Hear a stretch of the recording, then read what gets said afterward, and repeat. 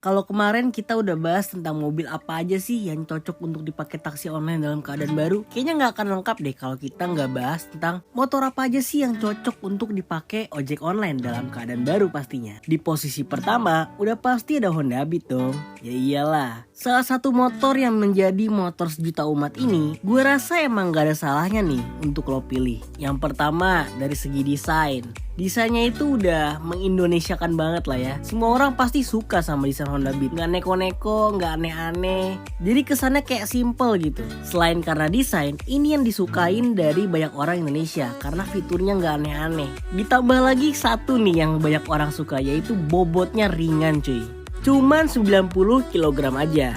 Terus kalau ditanya harga secara keseluruhan berapa sih? Ternyata starting price-nya tuh mulai 18 jutaan aja cuy. Berikutnya ada Yamaha Gear 125. Kalau lo udah bosen sama bentukan dari Yamaha Mio MT, gak ada salahnya nih buat lo untuk melirik motor yang satu ini. Pertama dari desainnya. Desainnya itu kalau di mobil kayaknya mirip banget sama SUV lah ya. Sehingga akan menambah kesan maco pada motor ini. Gimana? Keren kan? Apalagi buat abang-abang ojol yang pakai ginian tuh udah pasti kelihatannya maco gitu, tangguh. Terus harganya berapa? Karena untuk harganya bisa lo tebus mulai dari 18 jutaan kecil sampai 18 jutaan besar aja nih. Lanjut di posisi berikutnya ada Suzuki Next Mark II. Ya kalau secara tampilan dari fascia depannya udah kelihatan kalau motor ini tuh agresif.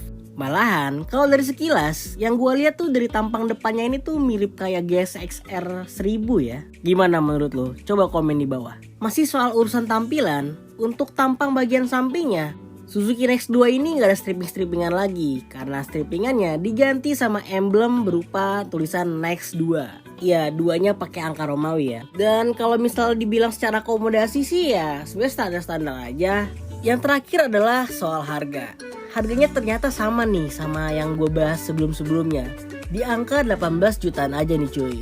Berikutnya datang lagi dari motor Yamaha, yaitu ada Yamaha Frigo. Nah kalau lo suka sama kepraktisan dari sebuah motor, Yamaha Frigo ini bisa jadi jawabannya nih. Emangnya seberapa praktis sih? Oke, pertama, kalau lo mau ngisi bensin, lo gak perlu lagi buat buka-buka jok motor.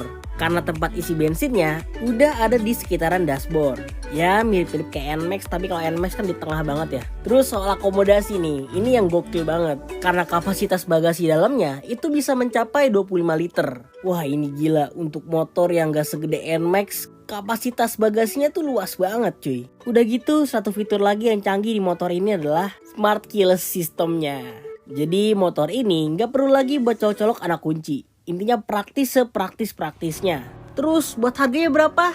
Tenang, harganya masih tergolong murah. Karena motor ini bisa lo tebus dengan harga 21 jutaan aja. Yang terakhir ada Honda Vario 125. Nah, kalau lo kurang sreg sama desain Vario yang sekarang, Vario 125 ini bisa dicoba lah ya. Karena desainnya masih sama seperti Vario keluaran tahun 2017. Apalagi dengan dibekali mesin 125cc dan desain yang serba tajam, serba nukik kayak gitu, wah rasanya sih sporty abis. Dan untuk saat ini, motor tersebut bisa lo tebus dengan harga 22 jutaan aja nih cuy. So itu dia beberapa motor yang bisa lo jadikan sebagai ojek online dalam keadaan baru. Nah kira-kira dari yang gue sebutin tadi, mana nih menurut lo yang paling value for money-nya gede? Tulis pendapat lo di bawah kolom komentar ini ya. Dan jangan lupa like serta subscribe video ini apabila lo suka, berikut dengan tombol loncengnya. Main-main juga di website kami otosia.com serta Instagram di @otosia untuk menambah wawasan lo seputar dunia otomotif.